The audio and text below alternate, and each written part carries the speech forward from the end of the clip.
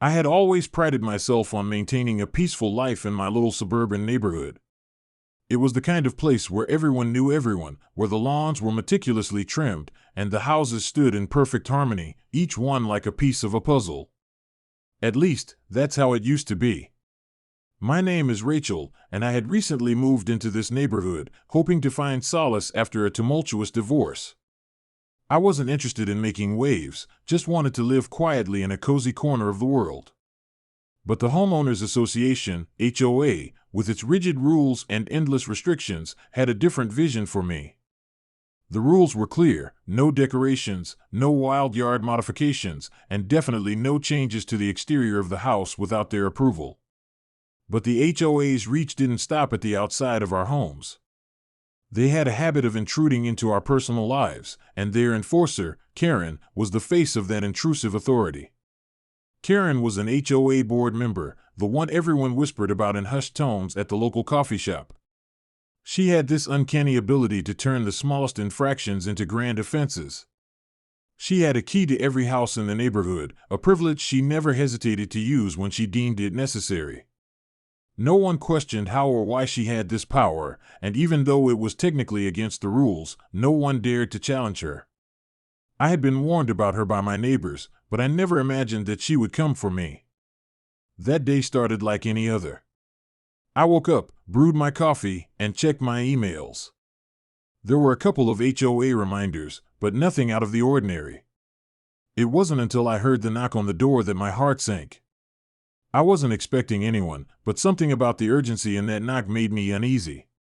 I opened the door to find Karen standing there, holding the key to my house, her face smug as always. "Good morning, Rachel," she said, her voice sweet but dripping with condescension. "I'm just here to make sure everything's up to code. You know, HOA regulations." I barely had time to respond before she pushed past me, stepping into my living room like she had every right to be there. I felt a cold sweat creep down my spine as she began inspecting my walls, the corners of my house, as if she owned every inch of it. "You know, Rachel," she continued, without even looking at me, "you should have painted the trim this year. It's in the bylaws." The anger bubbled up in me. I had followed every rule they set, had always tried to be a good tenant, but Karen was relentless.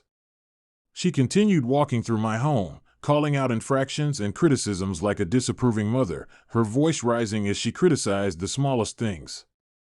"This needs to be fixed, that needs to be updated," she said, her tone cold and superior. It wasn't enough that I paid my dues and respected the rules. No, Karen needed to control every aspect of my life, even the things that didn't concern her. It was at that moment I realized how far she was willing to go.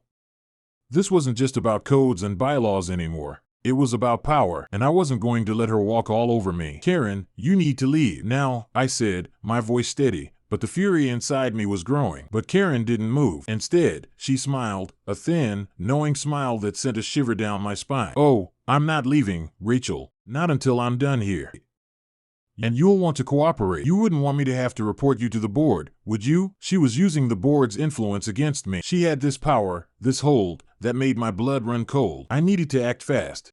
I reached for my phone and dialed 911. My voice trembled as I spoke. "Yes, there's someone in my house.